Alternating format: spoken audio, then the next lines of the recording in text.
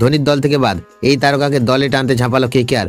বড় বিস্ফোরণ আইপিএলে। বন্ধুরা আপনারা যদি দেখতে চান তাহলে ভিডিওটি শেষ অবধি দেখতে হবে, চ্যানেলটিকে সাবস্ক্রাইব করে একটা লাইক দিতে হবে এবং নোটিফিকেশন বেল আইকন দাবাতে হবে। গতবারের ব্যর্থতা ভুলে গিয়ে আইপিএল 2026কে সামনে রেখে নতুন করে ঘর গোছাতে শুরু করেছে কলকাতা নাইট রাইডার্স।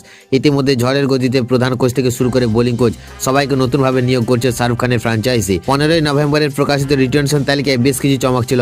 ভেঙ্কটেশ আয়ার, আন্দ্রে রাসেল একাধিক পরিচিত মুখকে ছেড়ে দিয়েছে কেকেআর ম্যানেজমেন্ট।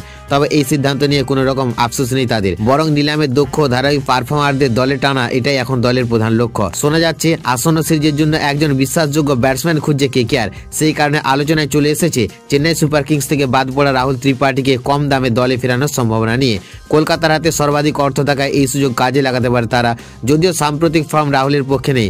গত আইপিএলে সিএসকে হয়ে 5 ম্যাচে তিনি করেছেন মাত্র 55 রান, অথচ 2022 সিজনে 14 ম্যাচে তার ব্যাট থেকে এসেছে 413 রান। তাই আবার যদি কেকেআর তাকে দলে নেয় তবে নিজের পুরনো ফর্মে ফিরে দলের ভরসা জিততে হবে রাহুলকে। উল্লেখযোগ্য বিষয় হলো 2017 সালে আইপিএল অভিষেকে 391 রান করে নজর কেড়েছিলেন তিনি। পরে 2020 ও 2021 মরশুমে কেকেআর এর জার্সি গায়ে মাঠে নেমেছিলেন ত্রিপাঠী। তাই মনীষ পান্ডের মতো পুরনো সতীর্থকে হয়তো আবার দলে ফেরাতে পারেন নাইট রাইডার্স, এমনটাই আশা রাহুল ভক্তদের।